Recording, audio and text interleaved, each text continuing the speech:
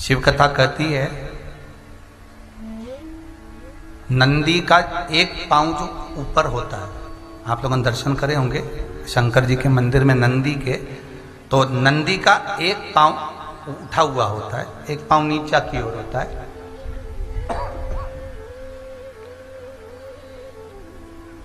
शिव पुराण की कथा कहती है, मान लो कोई हड्डी से जुड़ा हुआ रोग,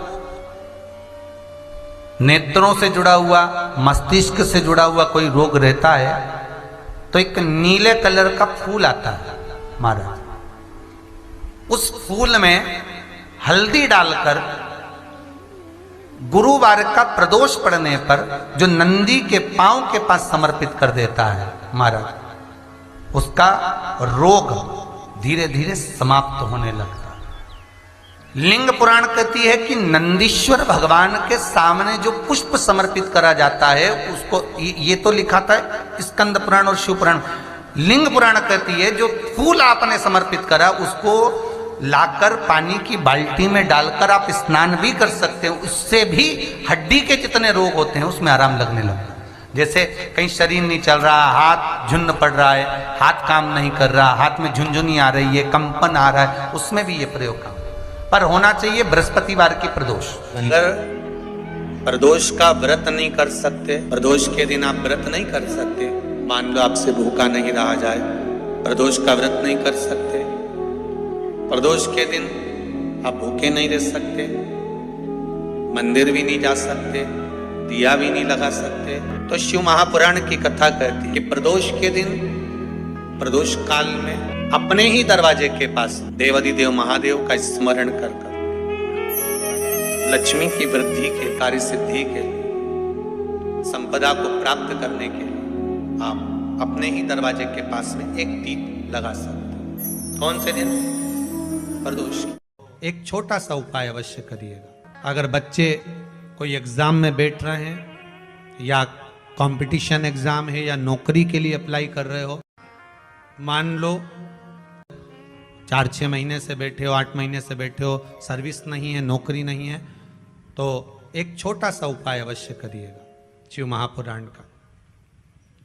महाराज बेलपत्री के पेड़ के नीचे विराजमान होकर, बेलपत्री के पेड़ के नीचे जिसको नौकरी के लिए या एग्जाम में बैठ रहा है वो जल चढ़ाए, बेलपत्री के पेड़ के नीचे थोड़ा सा दूध चढ़ाए, फिर जल चढ़ाए, और अपने राइट भाग में घी का दिया और अपने लेफ्ट भाग में तेल का दिया। किसी भी प्रदोष के दिन, प्रदोष काल में एक बार लगा दे, उसके बाद में अपनी कामना कर कर बेलपत्री के पेड़ के नीचे धोख लगाकर प्रणाम कर कर आ जाए और चले जाए इंटरव्यू के लिए, बाबा उत्तीर्ण करा ही देगा, नौकरी दिला। याद रखिए, मान लो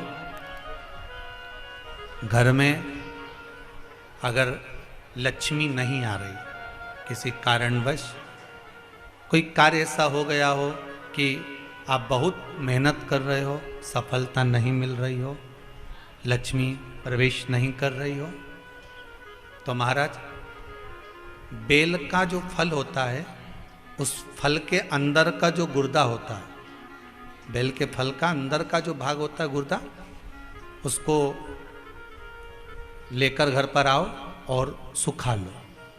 सुखाने के बाद उसको जलाओ, जलाकर उसकी भस्म तैयार करो। उस भस्म को अच्छा बढ़िया पीस लो, पीस कर कपड़े से छान लो महाराज। उसको छान कर जब आप शंकर भगवान का पूजन करने के लिए शिव मंदिर में जाएं महाराज, किसी भी 5 प्रदोष या 5 सोमवार या सोमवार की अष्टमी पड़ जाए उस दिन, थोड़ी सी भस्म लेकर जब जाएं घर से, उसमें से थोड़ी सी भस्म बेलपत्री के पेड़ के नीचे श्री कुंदकेश्वर महादेव का नाम लेकर चढ़ा दें। क्या नाम लेना है? कुंदकेश्वर। उसी में से थोड़ी सी भस्म जो बेलपत्री के वृक्ष के नीचे आपने चढ़ाई या बेलपत्री के वृक्ष की जड़ में चढ़ाई, उसको लेकर आओ और वही वृक्ष माता पार्वती का नाम लेकर भगवान शंकर के ऊपर चढ़ा दो और अपनी मनोकामना कर कर 1 लोटा पानी शिव पर समर्पित कर दो। चुटकी भर बस, ज्यादा नहीं, मात्र चुटकी भर। 5 प्रदोष भी पूरे नहीं होंगे और बाबा चाहेगा कि आपका जो लक्ष्मी रुकी हुई है या व्यापार नहीं चल रहा या कार्य नहीं हो रहा, तो बाबा उसको 1 प्रदोष 2 प्रदोष करोगे, तीसरे प्रदोष में तो बाबा धक्का लगा ही देगा। कैसे ही लगाएगा वो लगा। शंकर भगवान को भस्म अति प्रिय है। बेलपत्री किसका प्रतीक है? माता पार्वती। आपको लग रहा हो कि मैंने 2-3 व्यापार करके देख लिए और घाटा ही घाटा हो रहा है, इसमें मुझे तरक्की नहीं मिल रही है, इसमें मुझे उन्नति नहीं मिल रही है, या कर्जा बढ़ रहा है, घट नहीं रहा और बहुत कर्जा बढ़ रहा है, तब एक प्रयोग जरूर करिएगा। तब बन सके प्रदोष के दिन एक धतूरा भगवान शंकर के शिवलिंग के ऊपर रख दीजिए। जब तुम्हें लगे कि मैंने 2-3 व्यापार बदल कर देख लिए, चल नहीं रहे या कर्जा बढ़ रहा है, घट नहीं रहा, तब एक धतूरा भगवान शंकर के ऊपर रख दीजिए। धतूरा रखने का एक नियम होता है।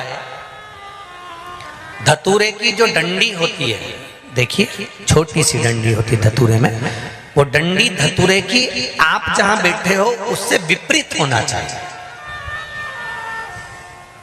धतूरे की डंडी आप इधर बैठे हो तो धतूरे की डंडी उधर।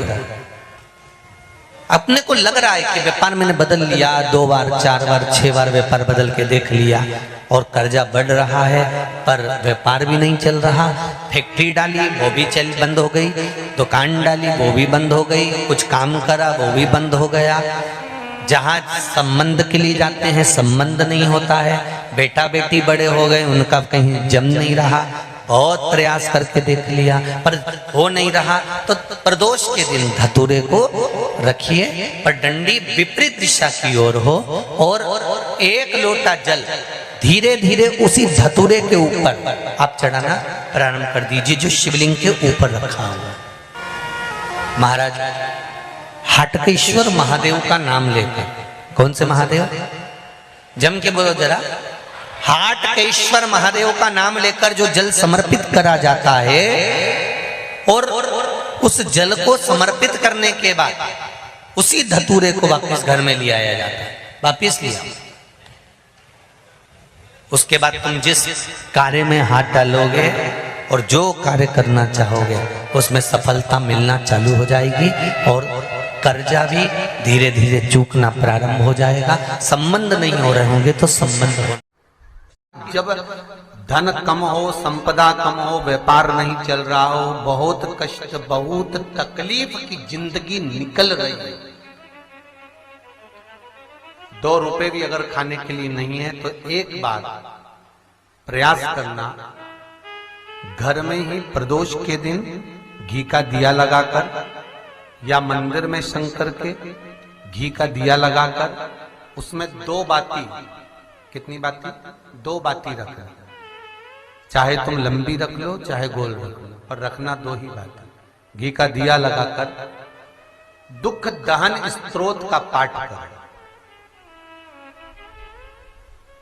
दारिद्र दुख दहन स्तोत्र का पाठ बाजार में किताब मिल जाएगी, नहीं मिले तो मोबाइल पर सर्च कर लेना, उसमें निकाल लेना, उसका पाठ करो। कम से कम 5 प्रदोष तो करो।